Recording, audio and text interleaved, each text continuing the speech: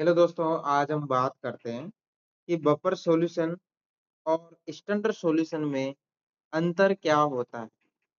यानी जो हमारे पास जो बफर सॉल्यूशन होता है और स्टैंडर्ड जो सॉल्यूशन है, उसमें अंतर क्या होता है। तो difference between buffer solution and standard solution.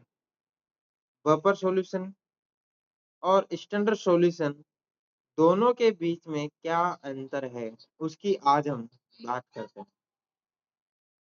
आपको यहाँ पर ये थंबनेल दिखा होगा यूट्यूब का, जिसमें यहाँ लिखा है कि maintenance stable pH. Buffer solution का जो मेंटेनेंस जो स्टेबल जो पीएच जो होता है वो स्टेबल रहता है, मेंटेनेंस रहता है। ठीक है, पीएच चेंज यानी इसका पीएच चेंज नहीं होता है, यानी पीएच को ये स्थिर रखता है।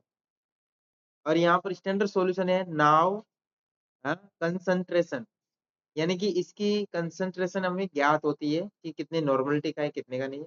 यूज इन टाइट्रेशन, और स्टैंडर्ड सॉल्यूशन को हम टाइट्रेशन में भी यूज करते हैं और अन्य केमिकल में भी यूज करते हैं। तो मेन जो डिफरेंस है उसकी हम आज बात कर रहे हैं। तो चलते हैं आगे।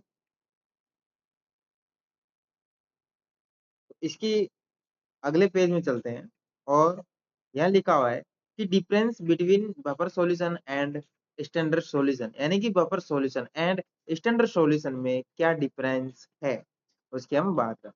तो पहली बात करते हैं, हमारे पास है बफर सॉल्यूशन।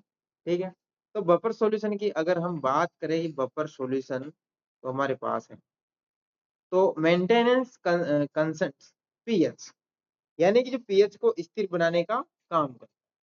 पीएच को क्या करता है बफर सॉल्यूशन, पीएच को स्थिर बनाने का काम करता है। पहला काम ये होता है resistive change in pH when acid और बेस इज एडेड, यानी कि जब अम्ल या क्षार मिलाया जाता है, यानी कि जब अम्ल यानी एसिड और बेस को ऐड किया जाता है, तब भी पीएच ज्यादा नहीं बदलता, यानी पीएच चेंज नहीं होता है।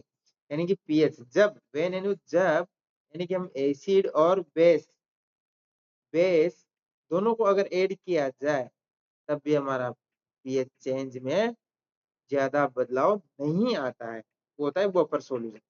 जैसे मान लीजिए एसिटिक एसिड है, सोडियम एसिटेट, अमोनिया है और अमोनियम क्लोराइड है, तो इनमें ज्यादा पीएच चेंज एसिड और बेस पे ऐड करने पर चेंज नहीं होता है। ठीक है, अब बात करते हैं स्टैंडर्ड सॉल्यूशन। स्टैंडर्ड सॉल्यूशन जो है हमारे पास, स्टैंडर्ड सॉल्यूशन क्या है। स्टैंडर्ड सॉल्यूशन की अगर बात करें कि स्टैंडर्ड सॉल्यूशन है तो हैज हैज नाउ कंसंट्रेशन।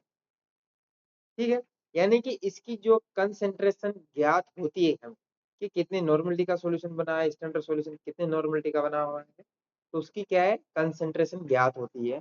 ठीक है, use in titration and chemical analysis, यानी कि हम केमिकल एनालिसिस और टाइट्रेशन में स्टैंडर्ड सॉल्यूशन का यूज करते हैं।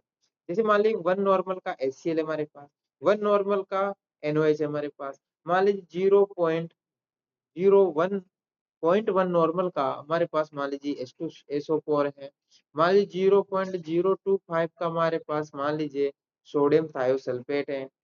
ठीक है, मान लीजिए हमारे पास मान लीजिए एफएस है 0.1 नॉर्मल का, ये एएस है, अब ये एफएस है यानी फेरस अमोनियम सल्फेट है, तो 0.1 नॉर्मल का। तो ये सब क्या है, एक स्टैंडर्ड सॉल्यूशन होता है। ये एक स्टैंडर्ड सॉल्यूशन होता है। इनका जो कंसंट्रेशन जो होता है हमें ज्ञात होता है कि ये कितने नॉर्मलिटी का है, कितने मोलर का है, वो हमें ज्ञात होता है। और इनका यूज करते हैं हम टाइट्रेशन में यूज करते हैं, केमिकल एनालिसिस में यूज करते हैं, तो उसका हम इसमें भी यूज करते हैं। आगे की अगर बात करें कि इसमें लिखा हो कि अगर शॉर्ट ट्रिक्स, अगर शॉर्ट से बात करें कि यानी कि मेन पॉइंट पकड़े कि शॉर्ट में इसका आंसर क्या होगा। बफर सॉल्यूशन पीएच को क्या करता है, स्टेबल करता है। स्टैंडर्ड सॉल्यूशन कंसेंट्रेशन को, उसकी कंसेंट्रेशन ज्ञात रहती है हमें, उसको उसकी जो कंसेंट्रेशन है उसका हमें पता होता है। स्टैंडर्ड सॉल्यूशन वो होता है कि 1 नॉर्मल का मान लीजिए NaCl है। ठीक है, और बफर सॉल्यूशन, मान लीजिए फॉस्फेट बफर है, तो पीएच को स्टेबल रखने के लिए हम तो बफर सॉल्यूशन फॉस्फेट बफर डालते हैं। मान लो सल्फेट बफर है, ठीक है, पीएच बफर है, बहुत सारे बफर होते हैं हमारे पास जो अलग अलग एनालिसिस में अलग अलग यूज करता है, और किसके लिए होता है, पीएच को स्टेबल रखने के लिए हम यूज करते हैं, ताकि कोई इंटरफेरेंस ना हो, कोई मतलब रिजल्ट का एक्यूरेसी बने रहे, तो उसको हम पीएच स्थिर यानी स्टेबल रखने के लिए हम बफर सॉल्यूशन का यूज करते हैं। स्टैंडर्ड सॉल्यूशन से हम टाइट्रेशन करते हैं। तो हमारा ये था बफर सॉल्यूशन और स्टैंडर्ड सॉल्यूशन में डिफरेंस क्या है। तो आपको यहाँ पर ये एक मैंने सारणी बनाई हुई है कि पीएच बफर और स्टैंडर्ड सॉल्यूशन में क्या अंतर है। तो यहाँ पर देखिए आप, पॉइंट क्या है हमारे पास, यानी डेफिनेशन क्या है, a solution that resists change in pH, यानी कि जो यहाँ पर जो सॉल्यूशन है वो क्या होगा यहाँ पर, यानी कि ऐसा विलयन जो पीएच में बदलाव को रोकता है, यानी पीएच को स्टेबल होने देता है, यानी कि पीएच चेंज नहीं होने देता बफर सॉल्यूशन। ठीक है, उसके बाद ए सॉल्यूशन विद नाउ कंसंट्रेशन, यानी कि स्टैंडर्ड सॉल्यूशन की हमें कंसंट्रेशन ज्ञात होती है, यानी उसकी कंसंट्रेशन का पता होता है कि कितनी नॉर्मलिटी का बना हुआ है। ठीक है, तो उसके बाद आता है मेंटेनेंस कंसर्न पीएच, पीएच को स्टेबल रखता है। Use for titration and analysis, हम इसका यूज टाइट्रेशन और एनालिसिस में करते हैं। ये किस में यूज होता है, pH meter calibration biological test में यूज होता है। हम पीएच का पीएच जो मीटर होता है, तो बफर सॉल्यूशन हम पीएच मीटर का कैलिब्रेशन करने के लिए और बायोलॉजिकल टेस्ट में यूज करते हैं। टाइट्रेशन कंसंट्रेशन डिटरमिनेंट, यानी कि हम जो टाइट्रेशन और विश्लेषण में इसका उपयोग करते हैं। Example acetic acid and sodium acetate है, और इसका जो एग्जाम्पल है 0.1 नॉर्मल का HCl मान लो, 0.1 नॉर्मल का NaOH मान लो, 0.1 का हमारे पास H2SO4 मान लो। तो किसी भी प्रकार का जो स्टैंडर्ड जो सॉल्यूशन है उसकी जो कंसंट्रेशन हमें ज्ञात होती है वो स्टैंडर्ड सॉल्यूशन होता है, जिसे हम टाइट्रेशन करते हैं, एनालिसिस करते हैं, डिटर्मिनेशन करते हैं।